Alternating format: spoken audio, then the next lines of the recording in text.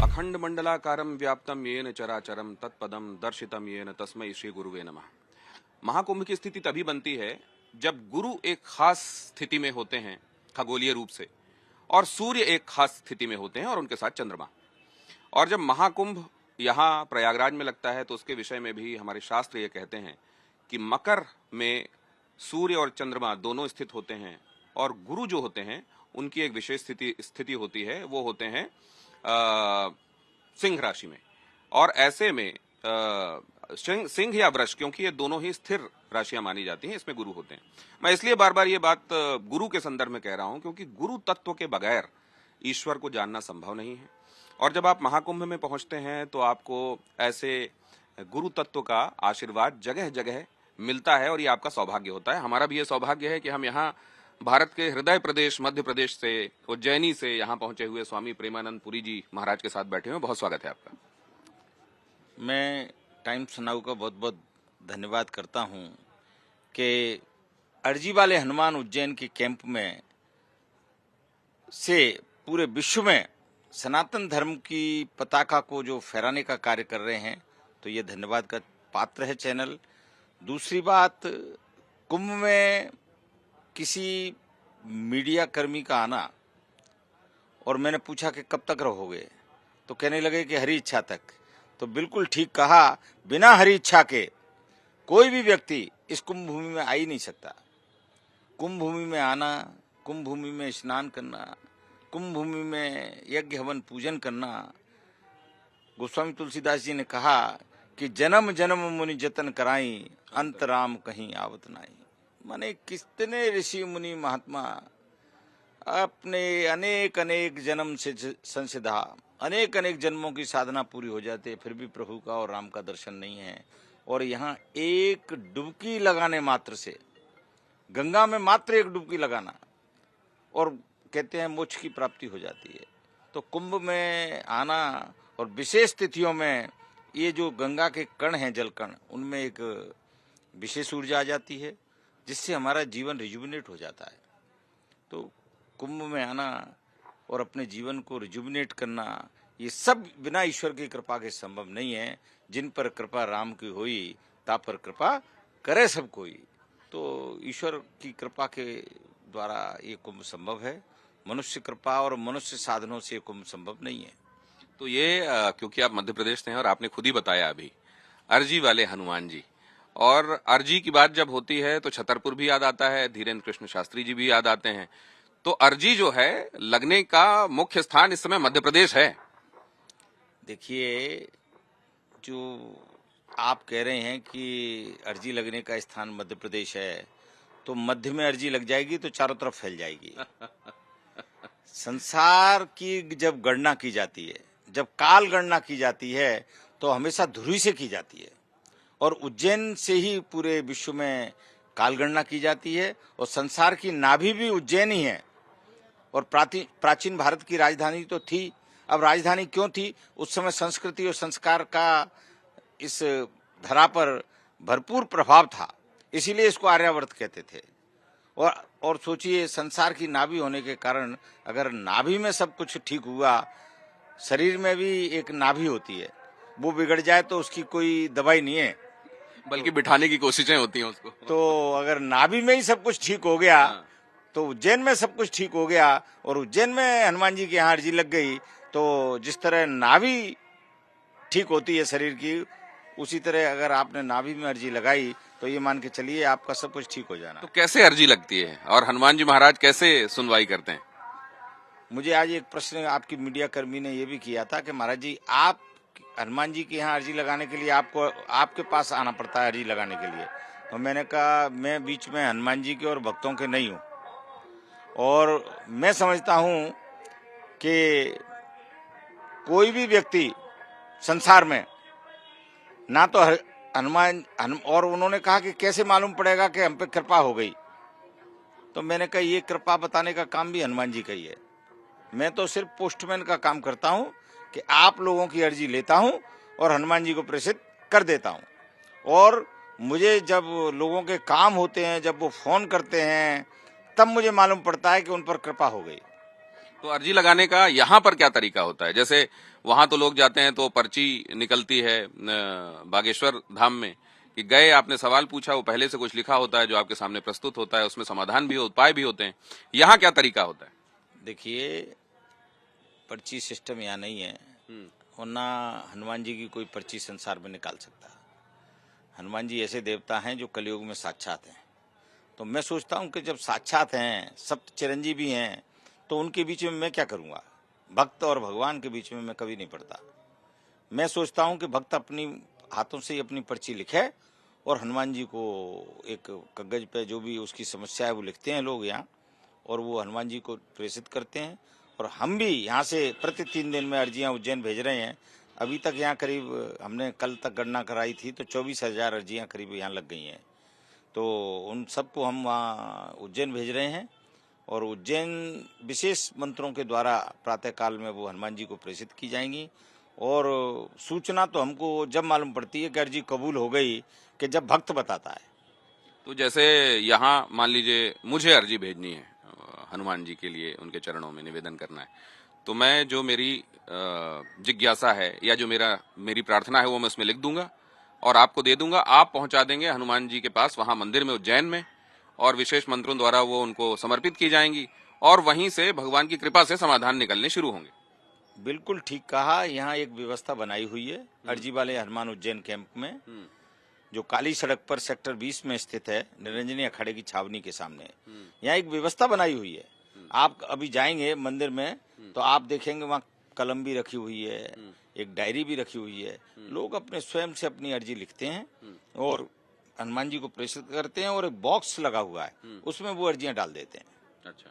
और वो अर्जियां कोई पढ़ता नहीं है यहाँ। अर्जी किसी की अर्जी यहाँ पढ़ी नहीं जाती।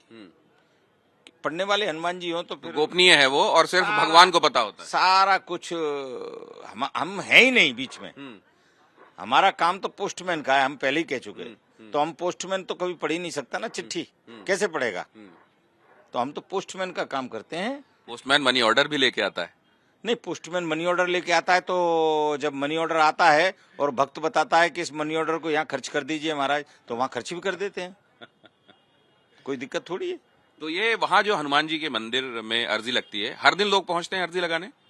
देखिए, शनिवार मंगलवार को विशेष रस रहता है, बाकी आम दिनों में भी लोग पहुंचते हैं, क्योंकि इस समय महाकाल जो हैं वो देश के सबसे बड़े फ्रूटफॉल वाले मंदिर हो गए हैं। प्रतिदिन 1.5 लाख श्रद्धालु महाकाल पर आता है।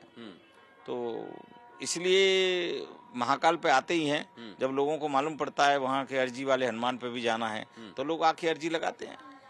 इस बार जब आप यहाँ आए, आप आते रहते होंगे, माघ मेले में आते रहते होंगे, इस बार जब आप आए हैं महाकुंभ के समय, व्यवस्थाएं कैसी लग रही हैं आप? देखिए, हम माघ मेले में तो नहीं आते। हम जो है सिर्फ कुंभ और अर्ध कुंभ में ही आते हैं। व्यवस्थाएं तो मैंने देखा 19 था, 19 से भी बहुत अच्छी व्यवस्थाएं इस बार 25 में हुई है। तो निश्चित माननीय मुख्यमंत्री जी धन्यवाद के पात्र हैं। जो देखो, एक ऐसे मुख्यमंत्री जो कि पिछले महीने 6 बार आ गए, इसमें 5 बार आ गए और कल फिर आ रहे हैं। और कल इसलिए आ रहे हैं कि उनको चिंता है कि इतने श्रद्धालु आएंगे, तो प्रत्येक महात्मा से भी मिल रहे हैं, वो विचार जान रहे हैं कि कैसे मौनी अमावस्या का स्नान करना है हमको। एक बहुत बड़ा चैलेंज है ये कि 5-7 करोड़, जो प्रयाग एक 10-20 लाख की आबादी वाला शहर, उसमें 5 करोड़ लोग आ जाएं और उनको मैनेज करना बहुत बड़ी बात है। तो वो चिंतित हैं और इसी व्यवस्थाओं के लिए वो कल आ रहे हैं। और निश्चित पिछली बार भी हम सब लोगों ने मिलकर एक साझा विचार विमर्श किया था, और इस बार भी विचार विमर्श करेंगे। इस समय को बहुत सारे लोग सनातन के पुनर्जागरण काल के तौर पर देखते हैं, आपका क्या मत है? देखिए, सनातन तो शुरू से ही नवीन है, जिसका आदि और अंत नहीं है, उसमें क्या नया क्या पुराना। वो तो जब आप सुनोगे, जब आप देखोगे, जब आप कहोगे, तब हमेशा नवीन रूप में ही मिलेगा। हरि अनंत, हरि कथा अनंता, कहीं सुनई बहुविध सब संता। भगवान की कथा तो नित्य नूतन है, और सनातन जो है नित्य नूतन होने के साथ साथ जो महात्मा जिस स्वरूप में कहता है, भक्तों को अच्छी लगती है।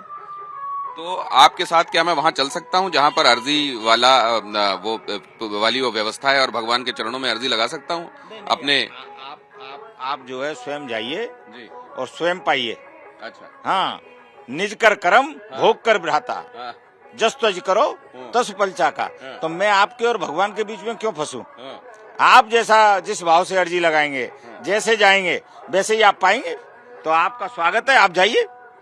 तो आपसे मैं विदा लेता हूं। बहुत धन्यवाद हमसे बातचीत करने के लिए। और यहाँ से इस प्रीमाइसेस से बाहर जाने के पहले हम हनुमान जी के चरणों में निवेदन करते हुए, मैं तो चाहता हूं अपने दर्शकों की वेल बीइंग के लिए, उनकी खुशहाली के लिए भगवान के चरणों में निवेदन कर। अगले स्नान के लिए और अगले मैं जो है आपके माध्यम से ये कहलवाना चाहता हूँ आपसे कि आप अगले स्नान के लिए भी अर्जी लगाएं कि हमारा अगला स्नान बहुत अच्छे से संपन्न हो और सबको आनंद प्राप्त हो।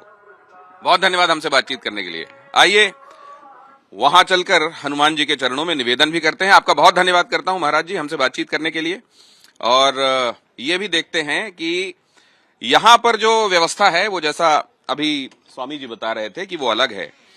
वहां इनका मानना यह है कि भगवान के और भक्त के बीच में नहीं आना चाहिए। किधर जाकर अर्जी लगाई जाती है, किस तरफ का रास्ता है? यहां मंदिर में। आइए चलते हैं। ये यहां हनुमान जी के चरणों में अर्जी लगाने की व्यवस्था है। और यहां मैं चाहूंगा कि अपने दर्शकों की खुशहाली के लिए, बेहतरी के लिए, और जैसा महाराज जी की तरफ से आदेश हुआ कि अगला स्नान जो है वो बहुत अच्छे से संपन्न हो, मौनी अमावस्या का स्नान जो आगे स्नान है।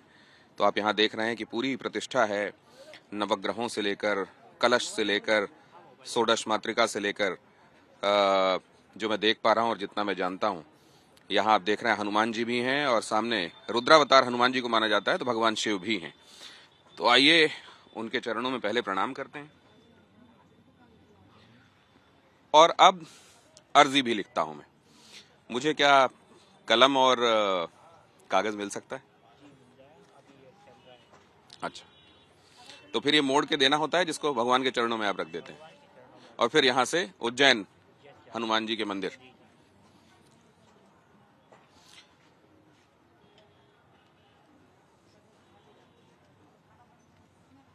तो अभी कितनी अर्जियां लगभग रोज यहाँ पर इकट्ठी हो जा रही हैं?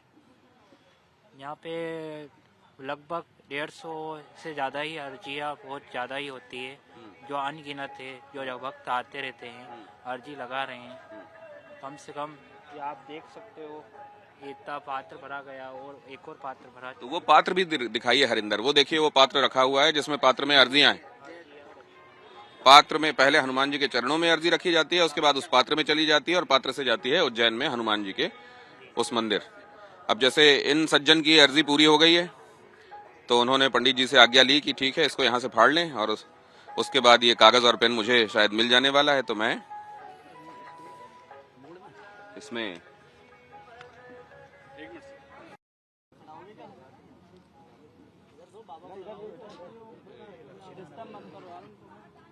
थोड़ी दक्षिणा जो दीपक चलता है, अखंड दीपक चल रहा है, अखंड दीपक चल रहे इतना दक्षिणा वगैरह तो 10। आपका नाम लिखना, आपके मोबाइल नंबर वगैरह जो भी है वो लिखना है ना, और जो भी आपकी अर्जी है वो लिखना हो गया। स्लिप खाली है, इधर से आ जाओ।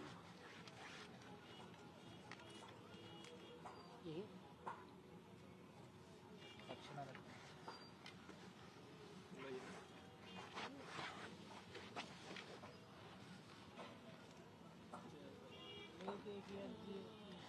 आप अकेले हो?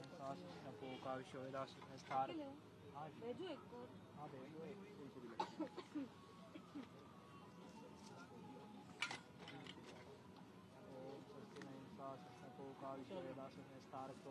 स्वस्ति नम बृहस्पति ददातु।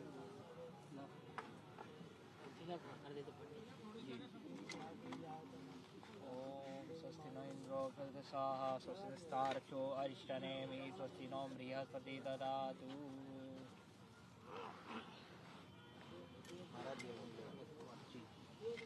ओम स्वस्ति न इंद्रो प्रदशवाः स्वस्ति न पूषा विश्ववेदाः स्वस्ति नस्तार्क्ष्यो अरिष्टनेमि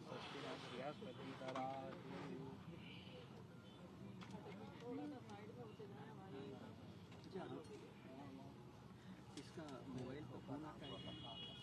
जब हो जाएगा ना कार्य तो आप उज्जैन आइएगा, वहाँ पे आपके अर्जी जो भी स्वीकार होगी वो आपको फोन लगाया जाएगा। जो भी आपकी अर्जी स्वीकार हो जाए आपको आभास हो जाएगा। जैसे आपकी अर्जी जो भी होगी वो अर्जी आपको आभास करवाई जाएगी। आप खुद ही आ जाओ, आप खुद ही उज्जैन आ जाओ। अभी महाराज जी के दर्शन होंगे क्या? हाँ वहाँ काउंटर पे जाइए, काउंटर पे बात कर लीजिए।